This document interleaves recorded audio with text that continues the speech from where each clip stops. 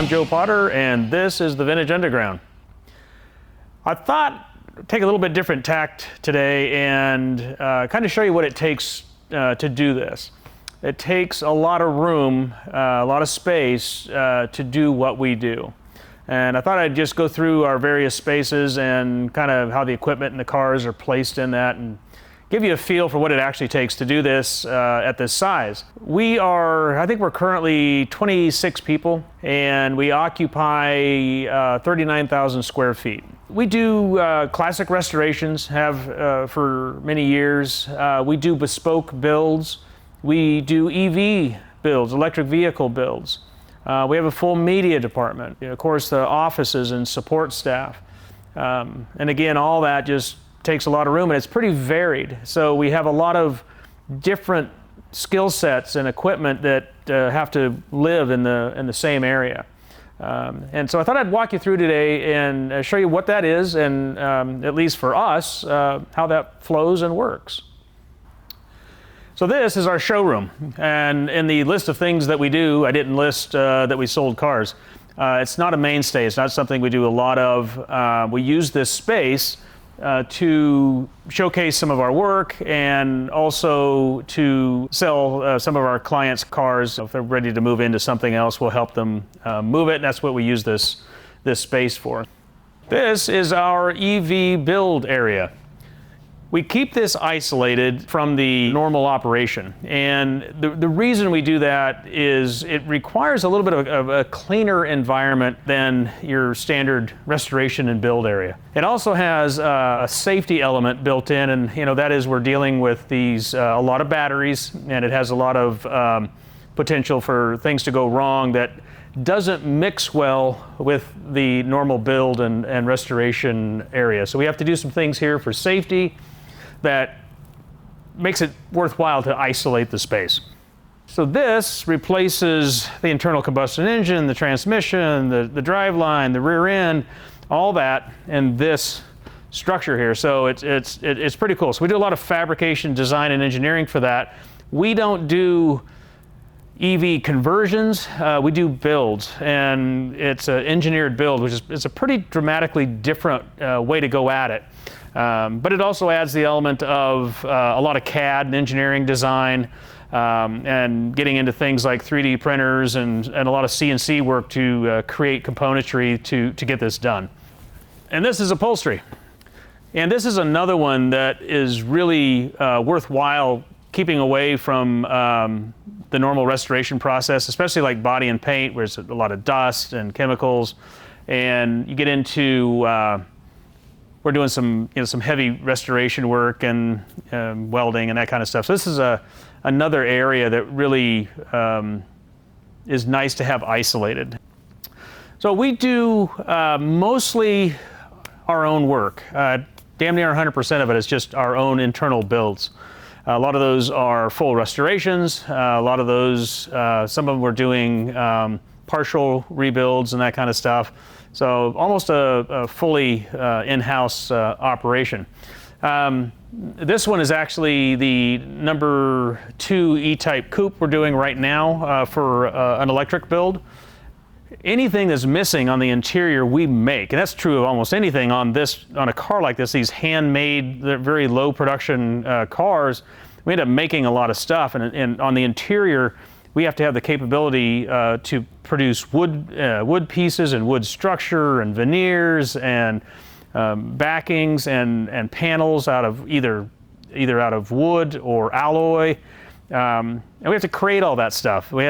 There's just nowhere to buy it. It doesn't exist. So our upholstery shop is a little bit more intense or broad than a lot, because we have to have quite a bit more capability. It's not ever a situation where we're getting in a catalog and ordering much of anything.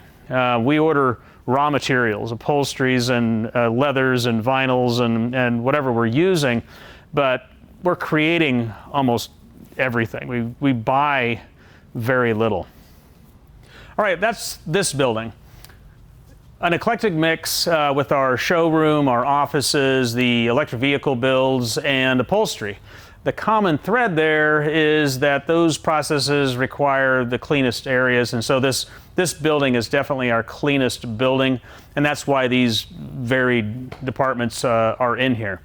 So next we'll go over and look at the main building, which houses our mechanical and our body and paint.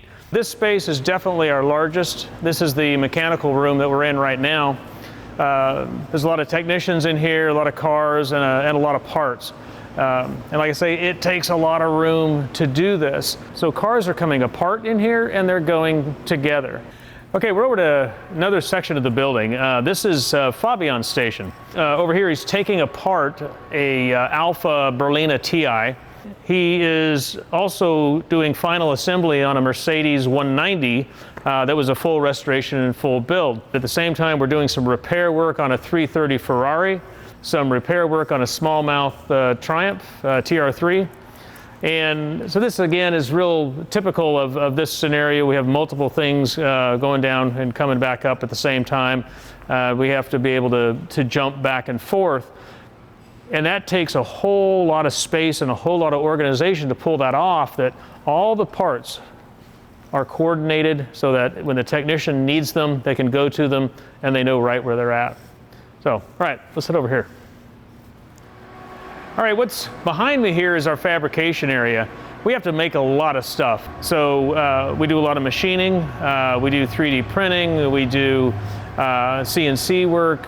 So we do a lot of stuff to create things, and that's what this area is, along with our metal shaping area, which we also use to do a lot of metal fabrication and panel creation. You kind of notice that this building it looks kind of old, and it is. It was built in the 40s, and it's got some really cool vibe to it. There's been a lot of interesting heavy industry in here through its life, and it's kind of fun to be in a building this old to do all this in. It's kind of a neat environment. You can kind of get a feel for the shop and how it spans. It goes in pretty deep in towards the back, so you can kind of see it's a pretty good sized space. I think this building, along with the body shop, which is attached to it, I think it's 22,000 square feet for just this operation here.